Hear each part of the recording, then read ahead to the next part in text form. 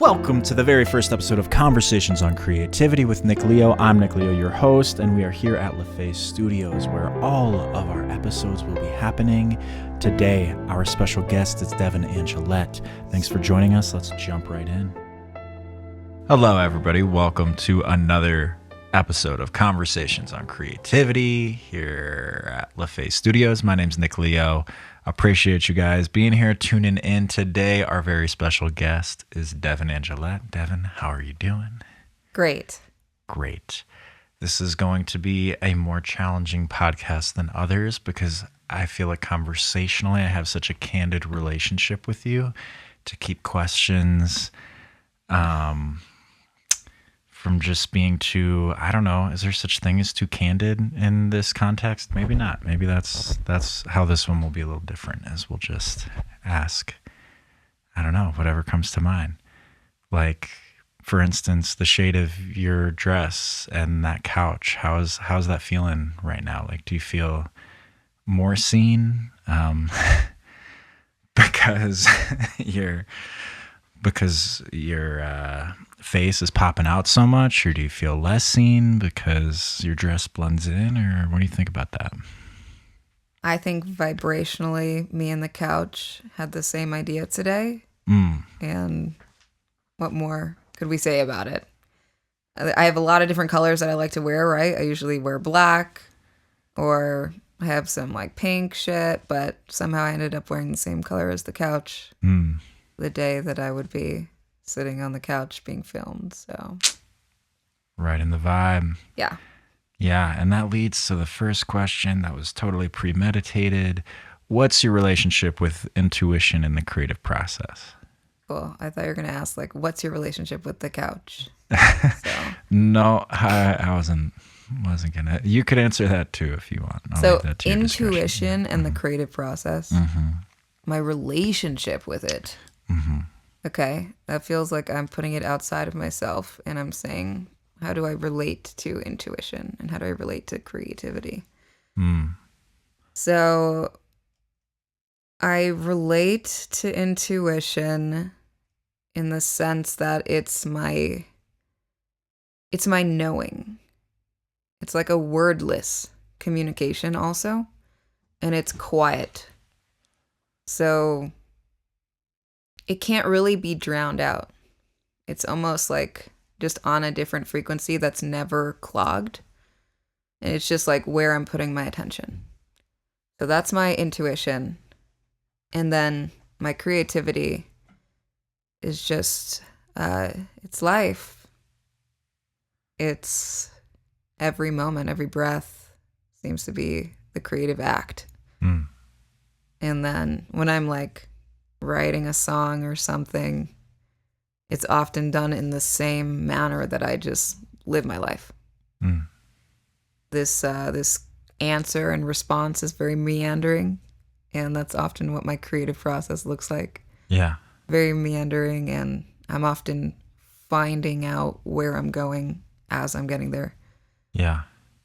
So. Yeah, I mean, a euphemistic way to look at meandering would be following the moment and following the flow, right? Allowing to be what it is without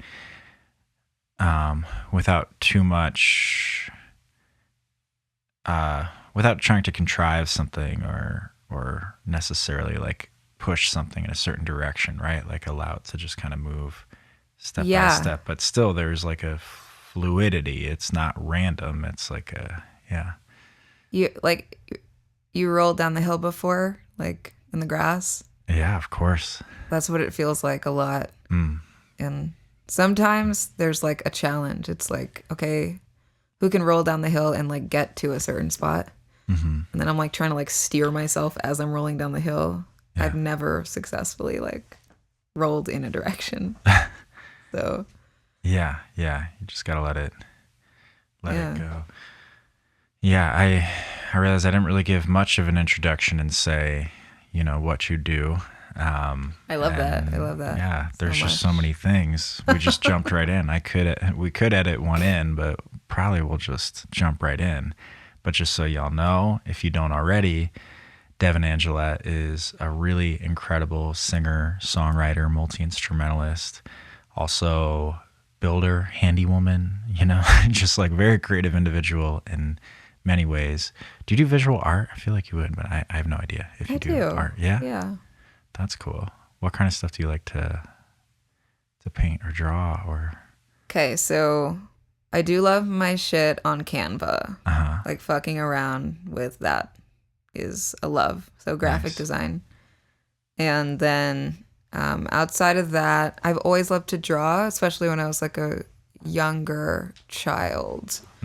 But then I really put myself into music and I kind of gave up on drawing. But lately, I reconnected with my inner child, and what she said to me like loud and clear was, I want to make a cartoon.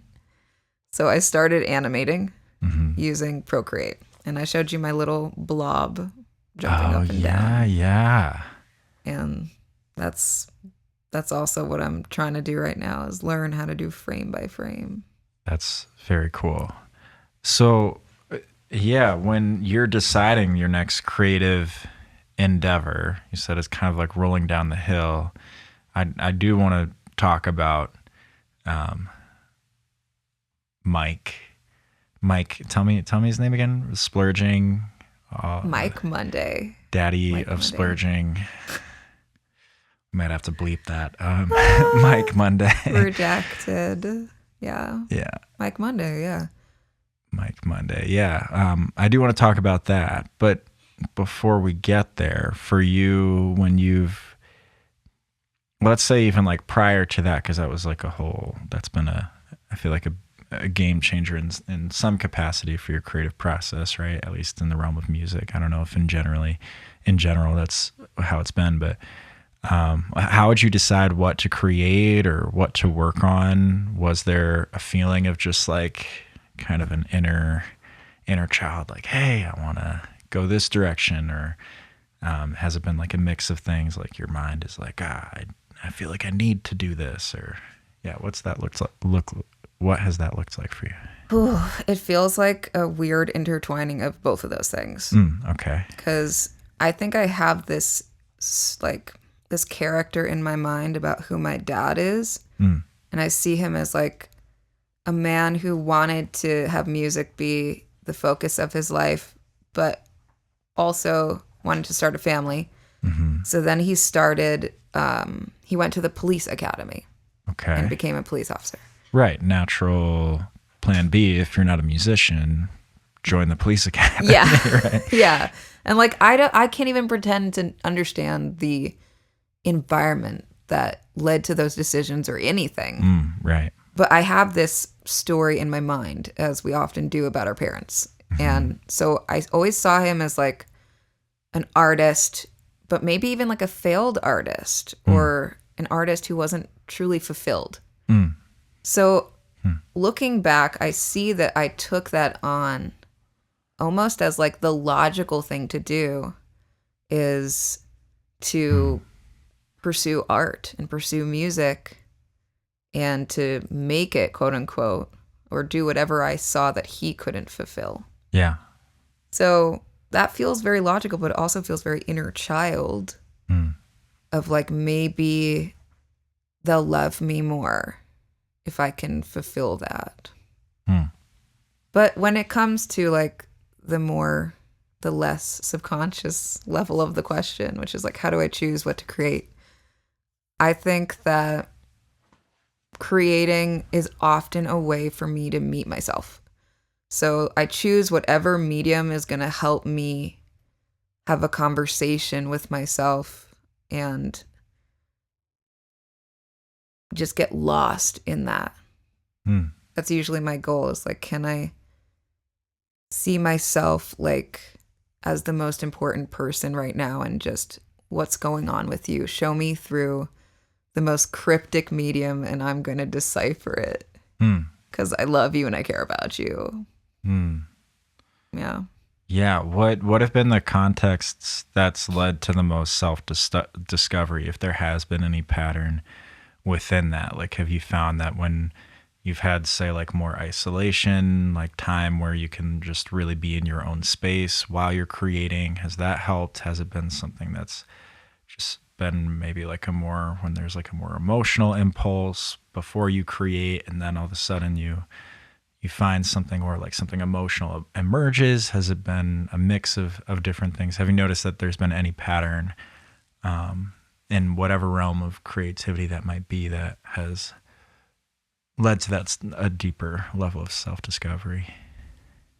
What a great question. Thank you. Yeah. A pattern that's led to a deeper level of self-discovery. Mm-hmm. A pattern of maybe like the environment or the something that was leading up to it. Mm-hmm. Or even your own kind of like, could even be where your nervous system was at, like level of relaxation, or not, opposite, I almost want to say ritualistically, I've been able to open that door to be vulnerable with myself. So like, and it feels cliche to even say it. And it also feels hard to admit that I'm capable of such a thing. But having a routine of like every night after working at Starbucks, being a single mom, and it's like I'm exhausted, but I'm going to open up my laptop and I'm going to write music. Like that state of exhaustion, and like also like the trepidation of, if I'm too loud, I'm going to wake up my young child. So it was just like this little space where I had to just pour my entire heart out. And it's like, I've got maybe from 9 p.m. to 3 a.m. window. I think just continually showing up for that created the environment for me to have a deeper and deeper level of self-exploration, because it was like, okay, this is a safe container. And so creating safety, maybe even a pattern of safe experiences around creation. Yeah. And so on nights, let's say you'd get to your computer, you'd go, you'd know your routine and what your intention was. When you felt a deeper level of exhaustion, where you were like, were there times, I guess, where you would feel like, I'm tired. I don't know that I really want to like commit to doing this tonight. Or was it like, I'm tired and I'm going to do this because I said I'm going to do this and it's important? Or was it you were kind of just like, you'd always have that extra bit of energy because you'd be like, well, this is exciting to me in some way. And even though I may be exhausted, this is more inspiring to me than not doing this. Like what? Yeah. Option C. Yeah. Option C. It was always like a more exciting. And for people who say don't have that, I think whatever the case may be is okay. But I think there's a lot of people who might feel that sense of exhaustion to the point of like, that's just not how I want to spend my time, is to create right now. Like this deeper self-discovery thing. Like, while that sounds romantic, I want to sit on the couch and watch Netflix and like decompress. Was there an experience that you had, or has it been just like a natural thing for you that's felt more like, no, like to me, creating is more exciting than consuming, say, TV or something? Or did you have some creative experiences that kind of lit you up and made you feel like, okay, I know this is the good stuff. This is where this is how I want to spend my time. I think habitually I will create.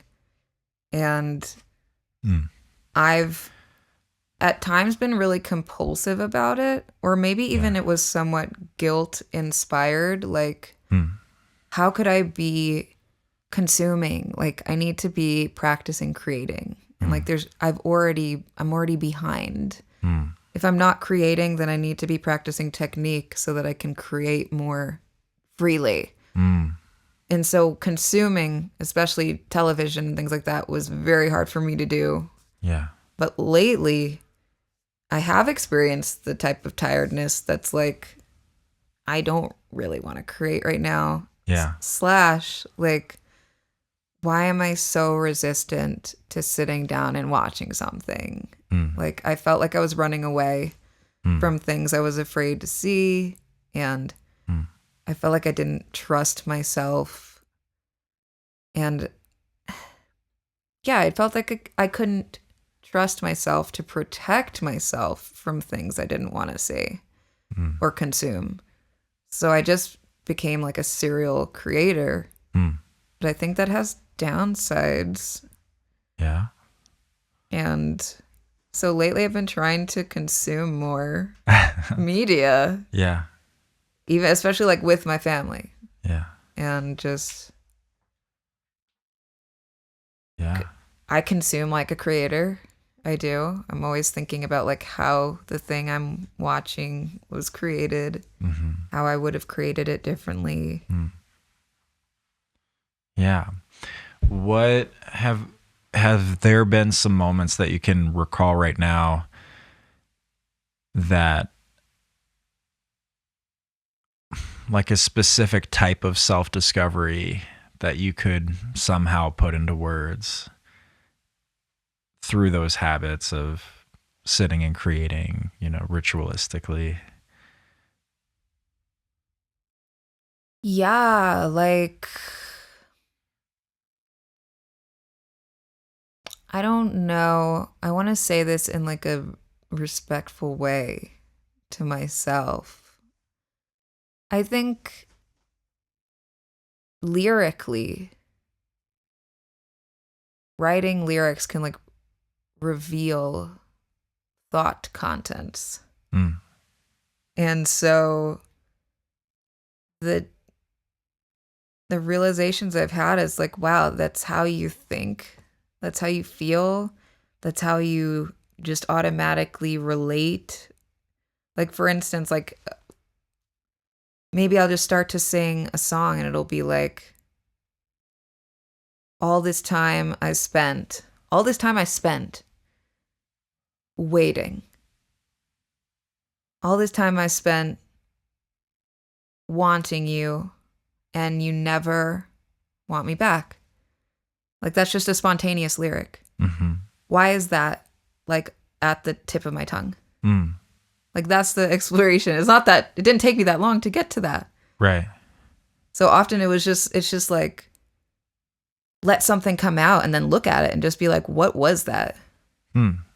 In a way, it honestly sounds like you're almost consuming your own creativity.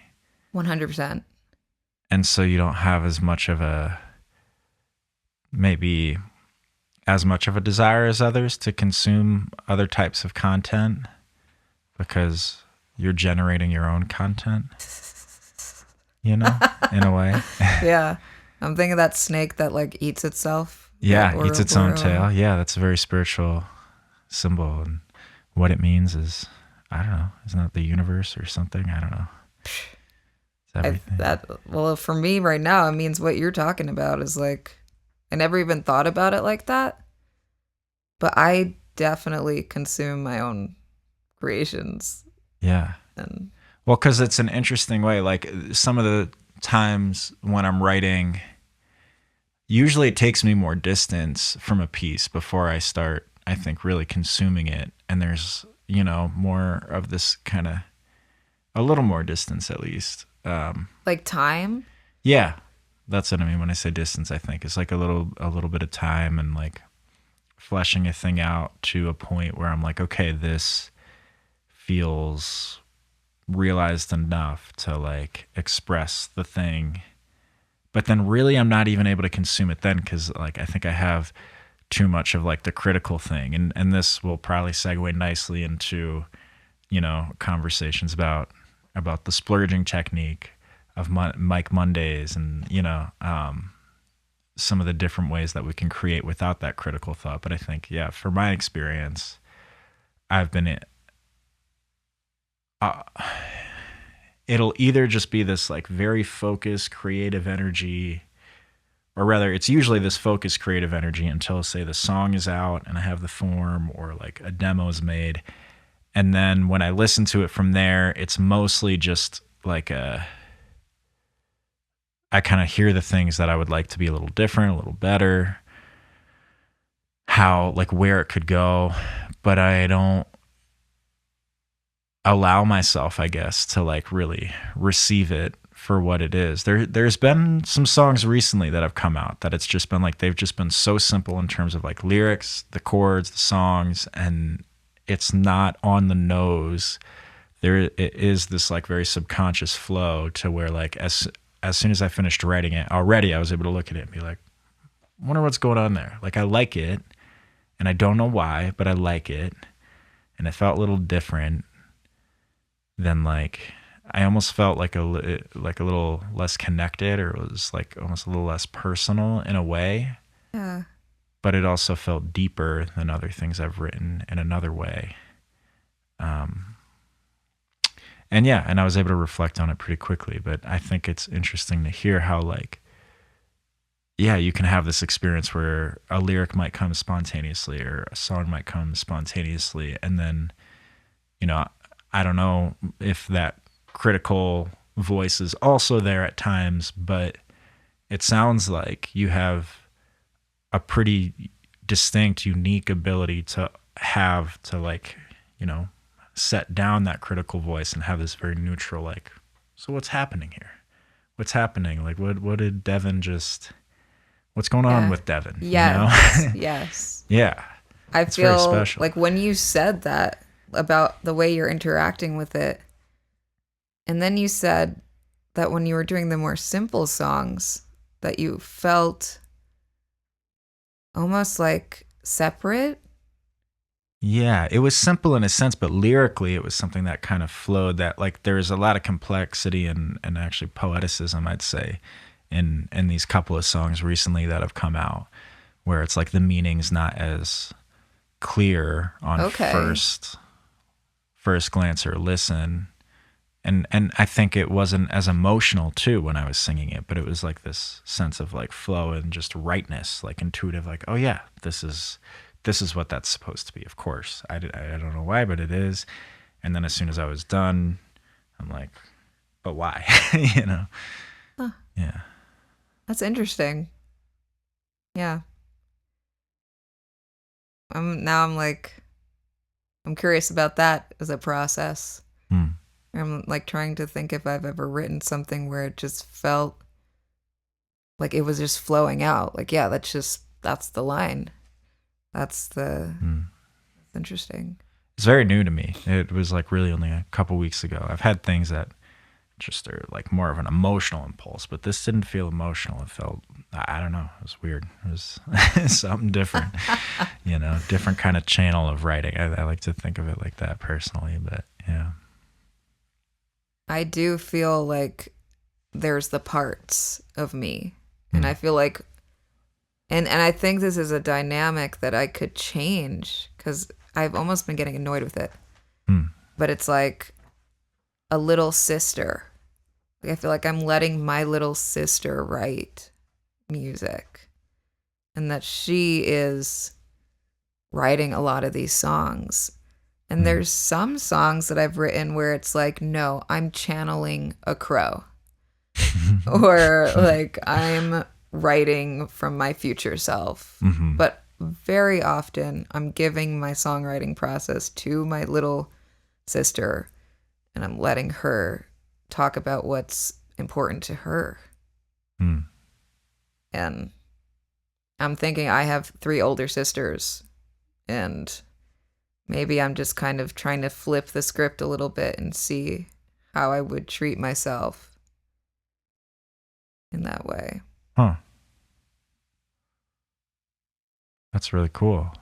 It feels selfish, ultimately. Like, I've heard a lot of talk about like writing for the audience and writing for other people. Yeah. And up until this point, a lot of my writing has been like coping with life and survival for me. Like, just awesome that people like it too.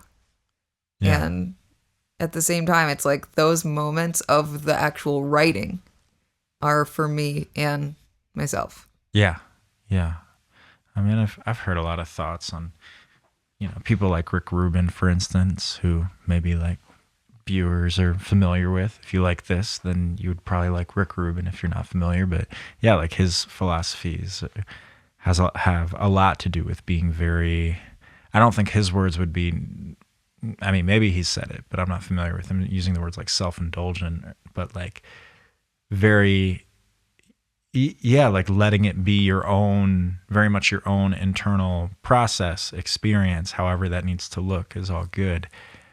But then, yeah, the audience being the last thing you think about, and that whole idea. I mean, it makes sense in a lot of ways where it's like if it moves you deeply in a very genuine way, then there's gonna be others, and hopefully it can find its way to those people, and if it finds its way to like one or two or three of those people, then like that same work that you've done for your little sister or your inner child or whatever that thing is you're doing for some part of that person, right? Heck yeah. I think it would resonate.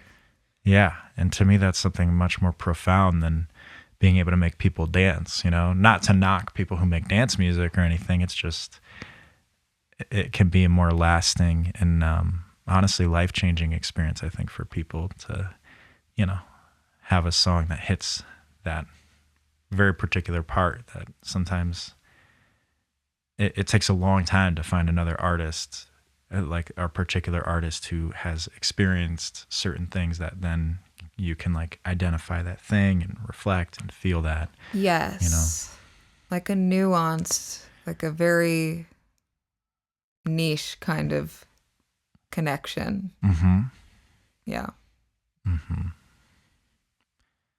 I was thinking of this Wynton Marsalis clip, and I think he's talking about that what you play should be for the audience first. But then he's like, or for the listener. Yeah. But then he says like, but the player is the first listener.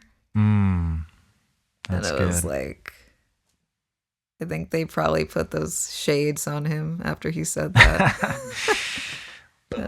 Yeah, that's so drop. good. Yeah, that's real stuff. And then there's no distinguishment from us and the listener, right? If it can be that deep. We want to get deep. Yeah. Which, yeah. I suppose I do. All right, well, let's walk through the splurge process. We've gotten into I just feel like sad because how could I describe it better than Mike? Well, I mean, for the people here who haven't been acquainted to the gospel of Mike, you can be one of his disciples and, oh my God, and get it started and right then now. Direct him to that. All right. I'm going to ask for Mike to be here with us right now. Like Monday. Should we get some bread and wine? And yes. do a little communion for... Man, just such a cool guy. I've been thinking about him a lot lately. And he shared a process of creation. The program was called Make an Album with Mike. He's actually currently running the last ever iteration of that program. Wow. And the first act, we could say, the first preparation or beginning is where we all have to, all the participants, we all have to create a shit ton of fucking music using our UE. And the UE is your unique instrument. So he asks you before you start the whole process, pick 3 instruments, and those 3 instruments are going to become your unique instrument. So if it's a guitar, voice, and a cajon, okay, you can whip up ideas with that. Nice. Or maybe it's splice your voice and a trumpet. Mm-hmm. So you pick your unique instrument and you're limiting yourself to that. And then you start creating. And the rule about this creation process is that you cannot focus on quality. You must get to quality through quantity. Mm-hmm. And he demonstrates this for us by asking us to draw a circle. And he sets a timer and he's like, okay, in the next 2 minutes, I want you to draw the most perfect circle you possibly can. You only get one chance. Go. So you draw a circle. You're trying to make it perfect. All right, timer goes off. Then he's like, now I want you to draw as many circles as you can in the next 2 minutes. And you're going to try to make them perfect, but you want to just do as many as you can. So you start doing all your circles and shit. And then at the end, you look at it and you look at the first circle and you're like, okay, I have a circle. It's okay. But it's not a perfect circle, but it's a circle. I have one. And I spent 2 minutes doing it. Mm-hmm. Then you look at all the circles you did in the next 2 minutes. And some of them are looking fucked up. Some of them are looking pretty good. It's a whole spectrum. But you have like 40 circles. Yeah. And he demonstrates that like, okay, you can put out so much and you can learn a lot about yourself in the process. Mm-hmm. If you stop worrying about quality and you just focus on quantity. And then he showed us to apply that to the music process. Set a timer, and that's your limitation. And you're going to try to write a song in that amount of time using your unique instrument. And so I chose 5 minutes. He said you could choose up to, I don't know, maybe 15 minutes or something. Mm-hmm. And you just fucking write. You just start, timer goes off. Okay, next idea. He says try to do 100 in 4 weeks or so. Wow. By the end of the 4 weeks, some people could only did 7. And it's like, were they really getting it? Mm-hmm. You know? Yeah. How many songs would you say you have about now? Of the splurges, probably 300. Wow. Yeah. Because I've kept going. Yeah. But I mean, at first I felt like, wow, like I have 300 song ideas. This is incredible. Yeah. But there's still the rest of the process. Right. To get those songs to be what you would think of as a song. Right. And so then with the next process, what's the next step after you've done the splurge idea? And so the splurge idea, you said you have a timer, let's say between 5 and 15, we'll say 10 minutes. Sure. Okay. Yeah. When we've done it together, we've done 10 minutes. That's been like doable for me. 5 minutes feels daunting. Maybe we've done that once or twice, but mostly I think you let us do 10 minutes. Yeah. So we'll say 10 minutes. You record everything you can, and the idea is get as much of the song out as possible, right? Like it's not about making it like one perfect verse, right? It's more like try to get a whole form or something. Is that right? Yeah. And like try not to correct things. Like if you make a mistake, leave it. And he also stresses going to arrangement as soon as possible. Like if you can get verse, chorus looking thing in there, do it. Yeah. Yeah. Nice. And then what's our next step? So yeah, after we have this idea, then what? Well, you can't listen to any of those songs for a significant amount of time. Yeah. At first, we did like 40 days because I started the project early and there was a preliminary period. So, but I think 2 weeks is the minimum. Yeah. And then you go through a listening period, and he's pretty intent on when you're listening, you are just doing that. You're listening to the music and you're noticing your inner critic. And when you do it, you just come back to hearing the sounds. And so you're practicing that differentiation of I'm hearing sounds and I am judging sounds and going off. And that's a fucking practice. Yeah.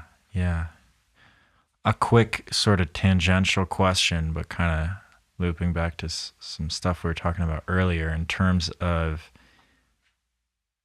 what you've noticed with that judge versus that critic. And then let's also bring in like Winton's idea of like, okay, if we're making music for the listener, and the first listener is ourself, right? Like most important is we're making this experience that's for us. Which of these voices, like what are the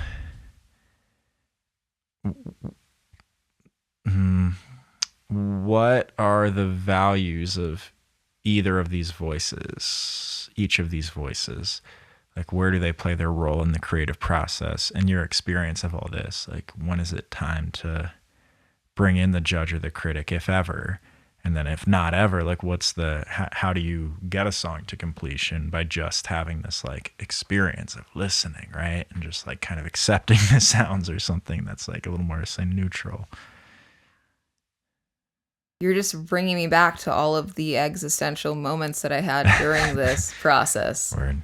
And the within myself asking, when does the critic come in? Watching other people ask, when does the critic come in?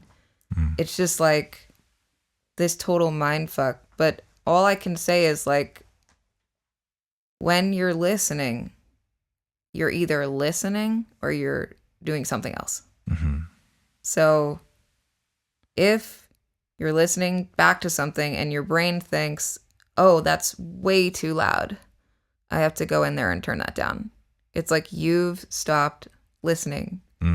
So just, are you going to go on with that thought about how you have to turn it down and it's never going to sound good enough? And I wonder if it sounds good in the stereo in the car, and or are you going to go back to hearing the music? And like, I think it kind of brings you to a realization. It brought me to a realization that listening is a very hard thing to do if you're used to judging.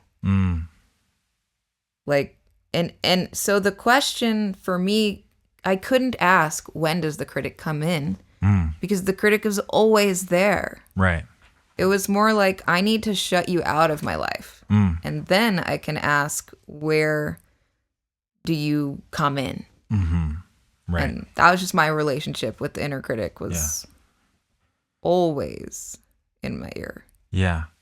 If it sounds like this would be a pretty valuable, I mean, to me, it parallels some things I've learned about how to like check our own ego and be able to relate with others in a way that's more patient and compassionate and maybe grounded, neutral, not to be as not to get caught up in the story or the narrative of, like, whenever we're dealing with a difficult person, somebody that we're labeling as difficult or that feels very difficult for whatever reasons.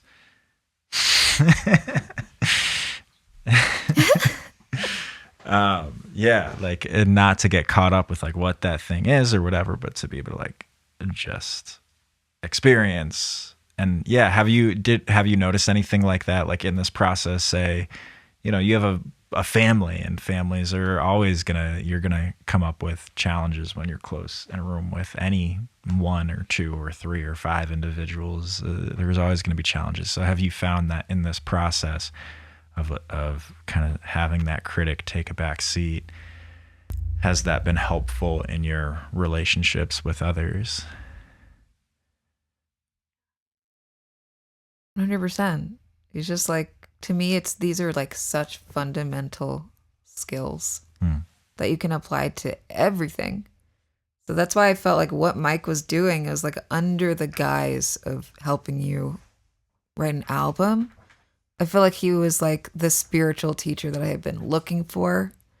And like throughout my life, I can count times when I had like impactful spiritual teachers. Yeah. And like, that's exactly where I noticed that it was more than just about the music, is when my relationships started to come up for me as an area where I noticed, oh, I'm not listening. Like I'm formulating a response while they're talking. Right. or I'm totally disinterested. Mm. And like, what is so important that I can't just let it go and receive what's happening Mm. in the room? Yeah.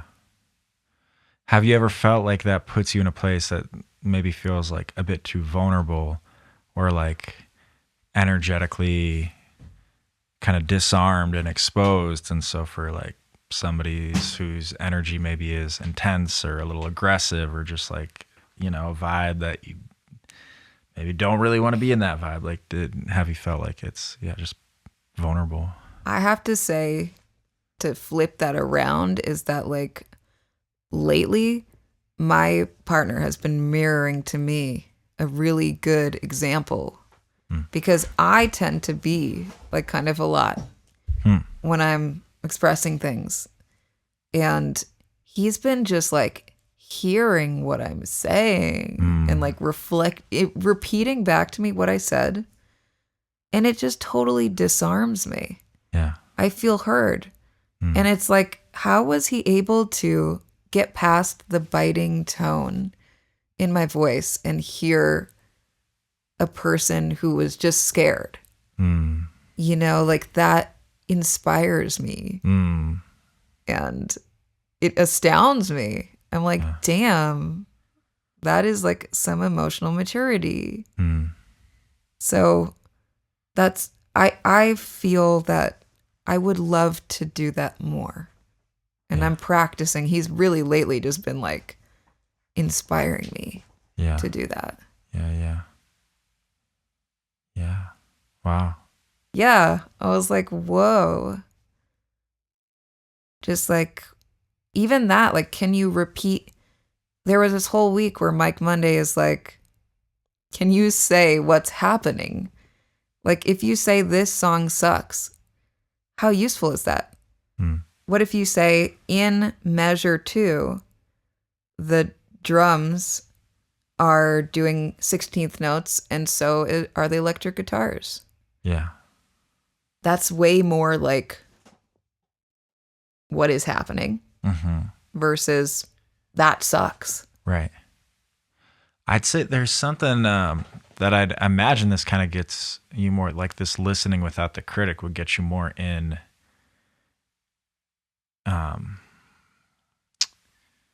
in a process of this.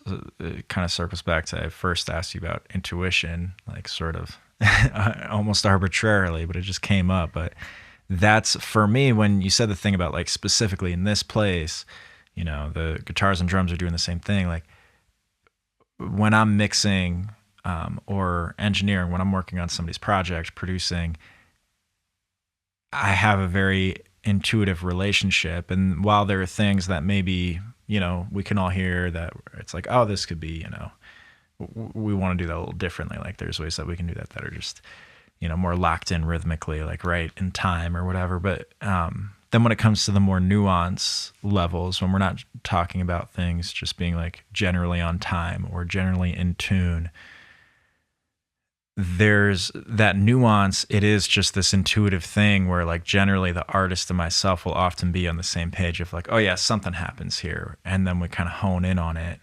But it feels different than a critic, right? Like that feeling is like, we are just listening and experiencing, but then there's just something we're kind of like listening and experiencing and trying to follow this flow, this experience. And then something kind of comes up that's like, and we're like, oh, it's not quite, it just doesn't feel right. It doesn't feel like intuitively right. And so then, yeah, I don't know. Is there? Now I feel like you're talking about listening to the intuition. Right. Okay. Yeah. So is listening to the intuition not listening to the music? Is that? It might not be, but it's also probably equally valuable. Like, because also, different. how do you listen to your intuition? It sounds like that's also a practice. Yeah. Because, wow, that's interesting. Yeah. Wow. That's why I feel You like just it's blew my so mind, dude. deep and layered. That Like, really is like that's heavy. Yeah. How much I listen to my intuition is probably more so even than how much I'll just like listen and experience something and like let something happen without any. Yeah. Wow. it really feels like a Personally, focus. Like just how I really felt like he helped me see how to shift my focus. Like literally just like it's not bad to focus on the critic. Yeah. Just are you able to focus on something else? Right.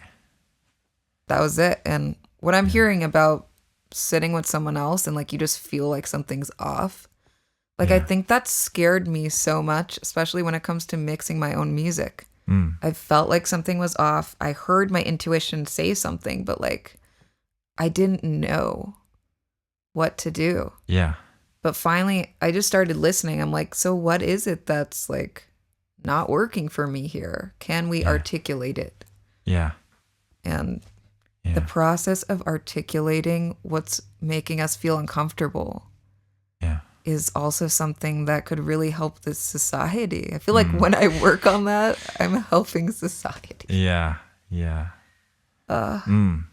Yeah, totally.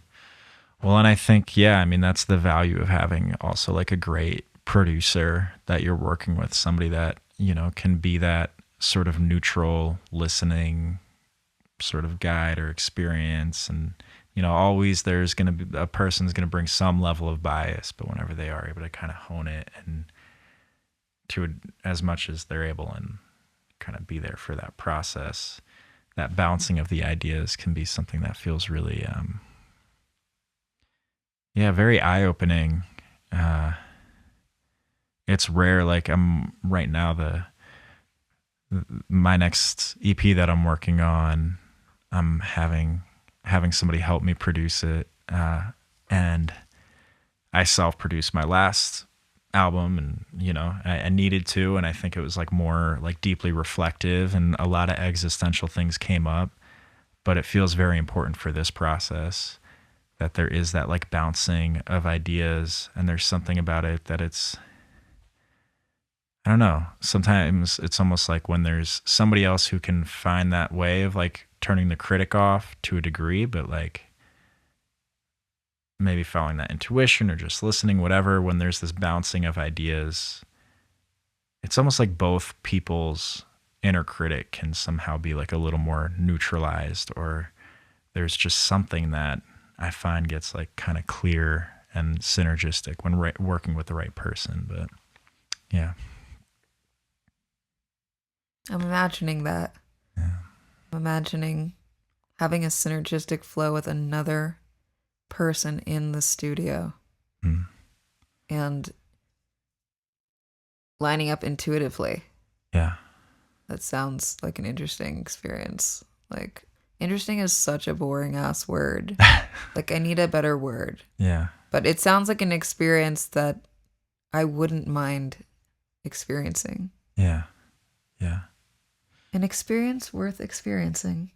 I've had this quote on my phone recently that relates to this, that it just kind of like popped up recently, but I've been working on an audiobook that has a lot to do with like letting go of the ego. It's called Choose Peace. It's a great book. Choose peace. Choose Peace. That is revolutionary. It is. It truly is. And it's all just like learning what the ego is, being able to identify it, and then letting that thing go, and then also having complete acceptance of like all the times that ego comes up, and accepting it, or like even identifying it, even if you're frustrated with the fact that that ego has kind of stepped in the room and chosen, like made choices for you. Even just recognizing that is like stepping out of the narrative, stepping out of the dream, so to speak. And it's a very powerful book. It's beautiful, but it's just had me like, I wrote something very concise that kind of summarizes it in the way that is like tangible and just like a good reminder for me, which is experience life, not identity, experience life. And that's been a good one for me to like distinguish like whatever kind of thoughts or sensations or focuses are happening. Like, is it life? Is it feelings? Is it, sensations? Or is it a story of who I am and what I am and all of that? And I've been trying to like put that guy down, a bit more. So yeah, experiencing experiences, I think, is also a very, it's another way to put that pretty concisely. All right, I got just a couple questions more for you. Cool. What's the thing you're most looking forward to creatively in the near future?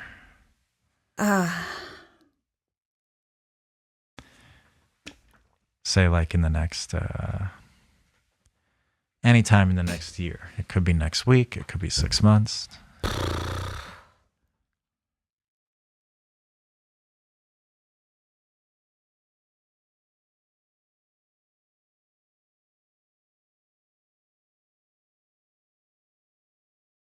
Okay. I felt like I should say releasing more music, but I don't really feel like that's the answer. Yeah. I just felt like I should say that. Sure. As like a plug. We'll do a plug at the end. You'll have time. You can share. Yeah. But, yeah. And I also feel like naked. I'm like, fuck, am I supposed to be looking forward to things? Like, fuck. But something maybe not, yeah. like there's this idea. I mean, it does feel like an identity of being like a disciple to rhythm.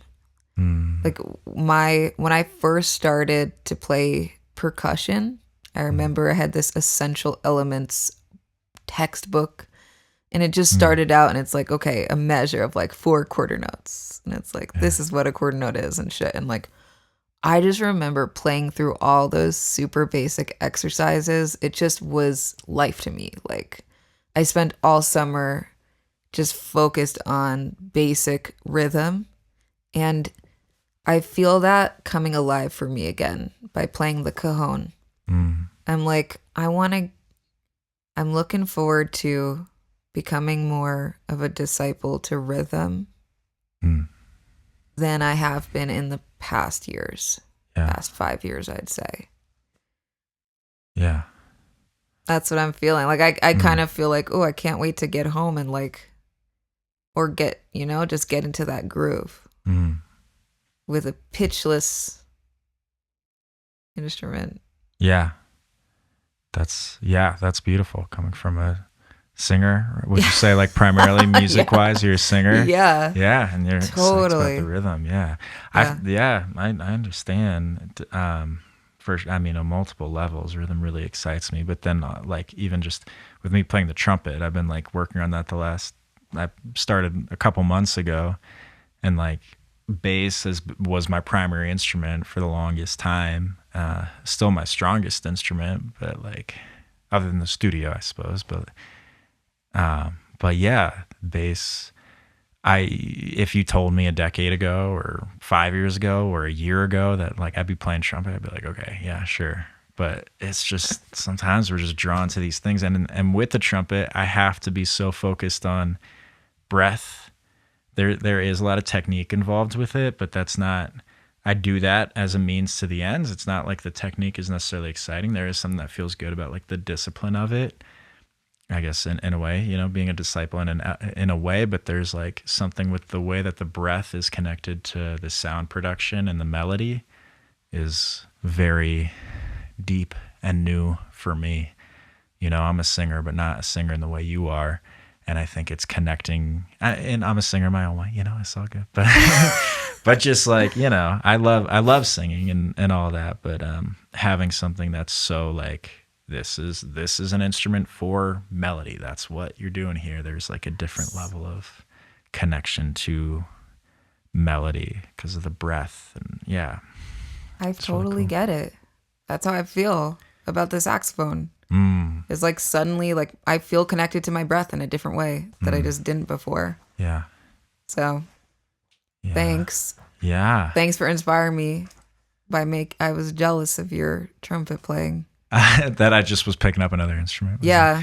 Well, it's good to hear you about the cajon, because I'm like, oh yeah, rhythm. It's always so fun being a disciple of rhythm, a disciple of time. I love talking about it with my students because I do feel like as musicians, we're like these magicians of time, that we can literally change people's perception of time, because we like, with the repetition of these pulses and of these ways that we're dividing up the time, we're literally changing people's nervous systems and therefore the way that they're experiencing time. And it's a wild thing. And so to do that, yeah, sure, anybody can play like a rhythm, but to do that, like, as you say, like a disciple of rhythm, there's a certain level of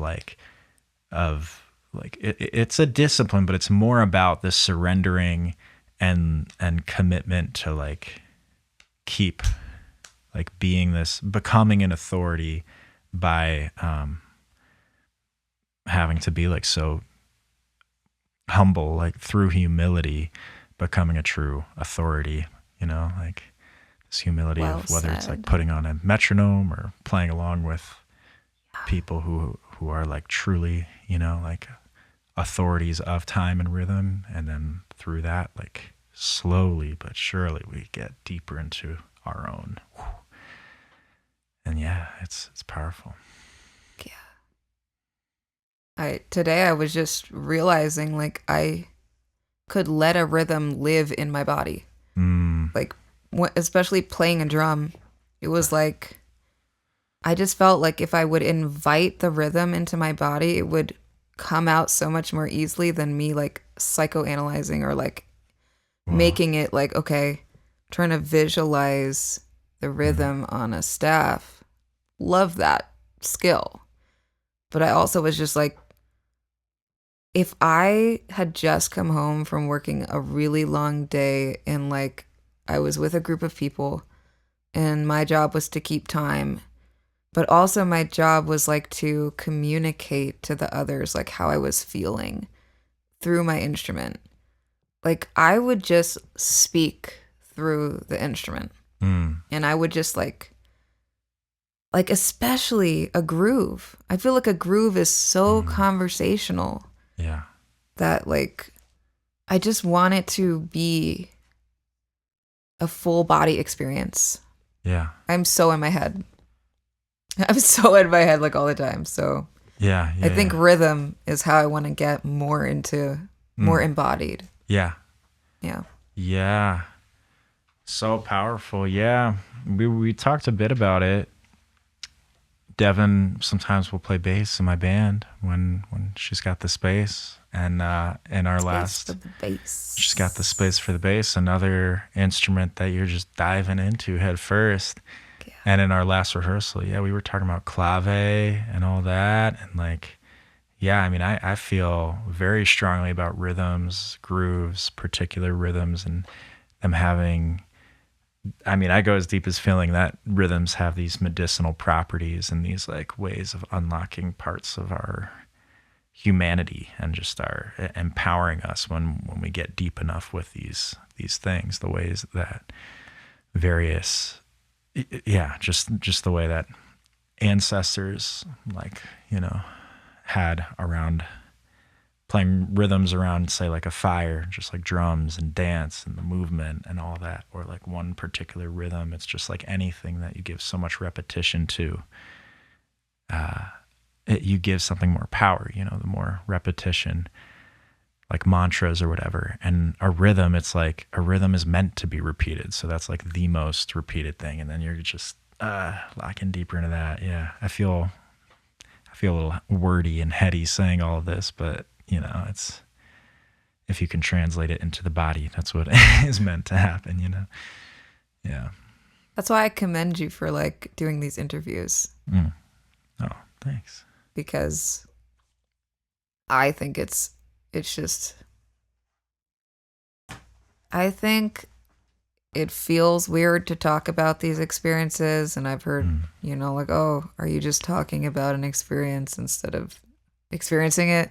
Right. But I know that it's valuable to talk about this. And so for you to create the space for people to talk about music and creativity, nice. Heck yeah. Right on. Yeah. Muchas gracias. I appreciate that. Yeah. Yeah. Well, I appreciate you being here. And the last question that I ask everybody, very general, and you've answered it in many different ways already throughout the interview. But if you had to put it concisely in anywhere from like, one word to a paragraph, like what would you say? What is creativity to you? What is creativity? I know it's a little. What is creativity? It's everybody. Everybody is creative. That's what I think. Oof. I've had so many disagreements about this, but I think it's literally just existence. Fuck. Yeah. Because what's creativity is just like manifesting. I mean, if everything is mind, everything is just a creation, a thought. Fuck, dude. Like that's what I think creativity is. It's just everything has been created. This was created. Everything has been created. Stories in my mind have been created. Narratives have been created. So how do you not create? Maybe that's when you're listening. Are you creating when you're listening? Perhaps creating the space for a thing to exist. Whoa, man. Whoa, man. What, dude? I thought you were going to ask me what my favorite band was. Okay. No. I was so ready to tell you. All right, what's your favorite band? I'm finally going to have the answer to this. Oh, you got it? No, I just think Zehan and Kamian are the shit. Okay. Zehan and Kamian. All right. Zehan and my favorite rapper is Modest Raw. Nice. No, yeah. I'm just kidding. But shout out to Modest Raw. Shout out to Zehan and Kamian.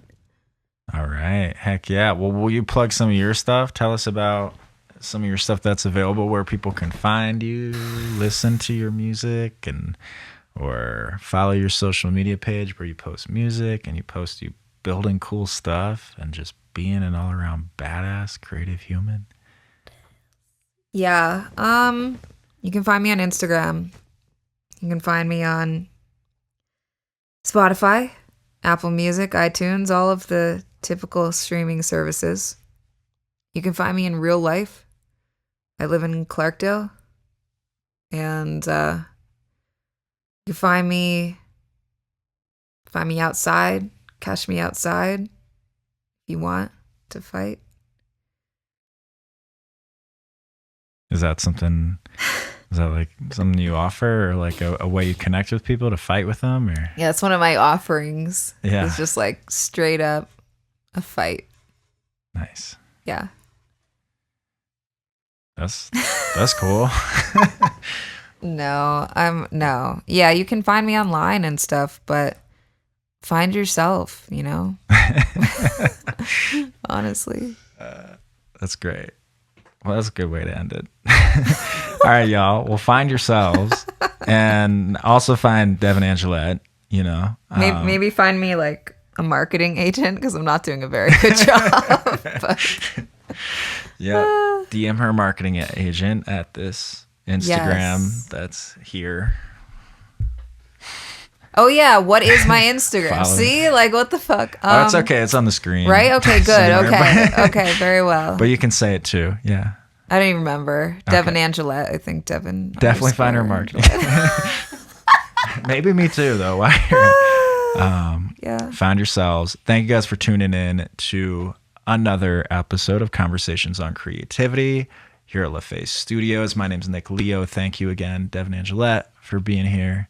Thank you, behind the scenes, 3D back there. And we will see you guys next time. As always, keep listening, stay musical, stay creative. See you guys next time.